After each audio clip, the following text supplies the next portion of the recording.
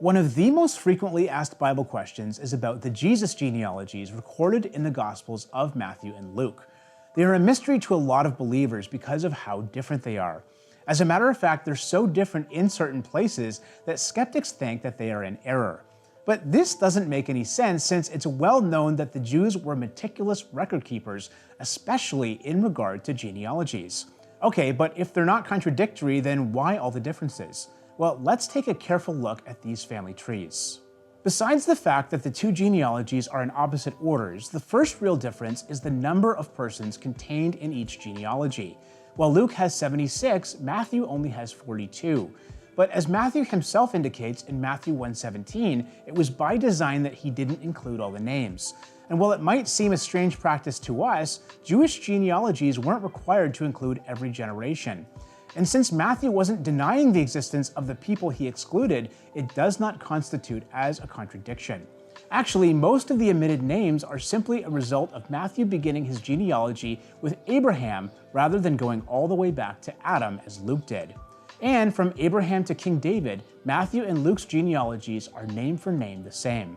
But it's at this point that the issues really begin, because from David to Joseph, the two genealogies could not be more different.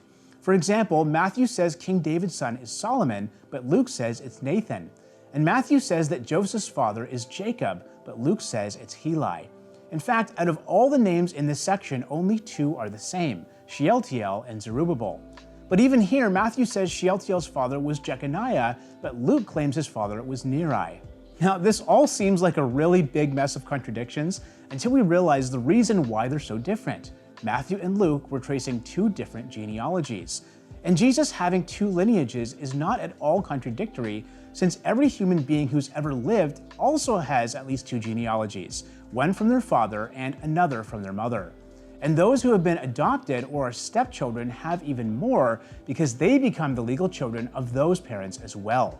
So with this in mind, all the alleged errors and contradictions begin to resolve themselves. For example, Matthew and Luke give different names for David's son because they are tracing different lines. Matthew traces the line of descent through Solomon, while Luke traces it through David's other son, Nathan.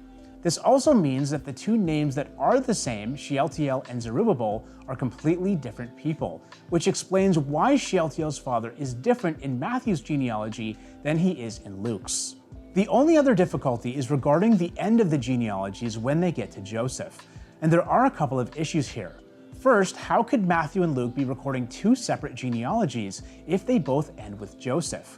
And second, why does Matthew say that Joseph's father is Jacob, while Luke says his father is Heli? Well, over the ages, scholars have proposed a number of legitimate solutions, but the most common explanation is that Matthew is recording Joseph's family tree, while Luke is tracing Mary's. In other words, Matthew is recording Jesus' legal father's ancestry, while Luke is recording his mother's. While it's true that Luke doesn't mention Mary by name, this is not really surprising since women were rarely included in Jewish genealogies.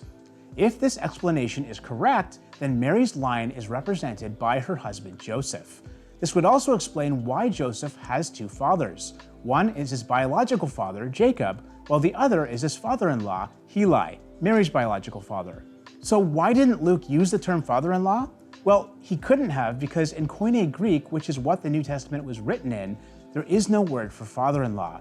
But as it is in English, it's perfectly acceptable to refer to your father-in-law as simply your father, as Luke seems to have done. So these two genealogies aren't in error after all. Also keep in mind that I only presented the most common explanation to this conundrum, but there are actually multiple legitimate solutions, so we can have confidence that these genealogies are not in error.